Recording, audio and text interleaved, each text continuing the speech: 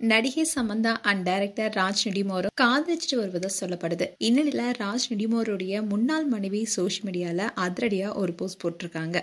அதுதான் இப்போ பேசும் பொருளா இருக்கு. அதோட அவங்க போட்டிருக்க போஸ்ட் சமந்தாவுக்காகன்னு சொல்லப்படுது. சமந்தா இப்போ மீண்டும் பழையபடி நடிக்க ஆரம்பிச்சிருக்காங்க. சிட்டாடல் ஹனி பண்ணி வெப் சீரிஸ்ல நடித்தாங்க. இது தொடர்ந்து சுபம் படத்தை தயாரிச்சாங்க. அதுக்கப்புறமா ஒரு வெப் சீரிஸ்ல நடிக்க கமிட் ஆகியிருக்காங்க. இந்த சூழல தான் இயக்குனர் ராஜா காதலிச்சுட்டு வருவதா சொல்லப்படுது. ஆனா அதை குறித்து சம்பந்தப்பட்ட 2 பேரும் அமைதியாவே இருக்காங்க. நாகார்ஜுனாவுடைய மகன் நாக சைத்தன்யாவை காதலிச்சு திருமணம் செய்து கொண்டாங்க சமந்தா. சுமூகமா போயிட்டு இருந்த இவங்களுடைய திருமண வாழ்க்கை சில காரணங்களால பாதியிலே முடிஞ்சது. இதற்கிடையில தான் சமந்தாவுக்கு மயோசிடிஸ் நோயும் வந்துச்சு.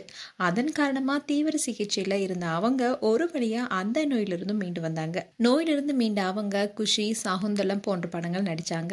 அந்த 2 படங்களுமே படுதோல்வி அடைஞ்சிச்சு. இப்படிப்பட்ட நிலைமையில தான் ஃபேமிலி மேன் வெப் சீரிஸை ராஜ் அண்ட் DK இயக்கத்துல சிட்டாடல் ஹனி பண்ணி வெப் சீரிஸ்ல நடித்தாங்க சமந்தா. ஏற்கனவே இந்த கூட்டணியில வெளியான வெப் தொடர் மெகா ஹிட் அடிச்சதுனால இதன் மீதும் எதிர்பார்ப்பு அதிகரிச்சது. சமந்தாவும் நடிப்புல எந்த குறையும் வைக்கல. ஆக்ஷன், ரொமான்ஸ் நல்லா நடிச்சிருப்பாங்க. இந்நிலைதான் அந்த வெப் சீரிஸ் உடைய இயக்குனரான ராஜ் நெடுமாறனுடன் சமந்தா சமீப காலமா நெருக்கம் காட்டியுள்ளதா சொல்லப்படுது. 2 பேருமே தீவிரமா காதலிச்சுட்டு வருவதாகவும் பாலிவுட்ல கிசுகிசுக்கள் வந்துட்டு தான் இருக்கு.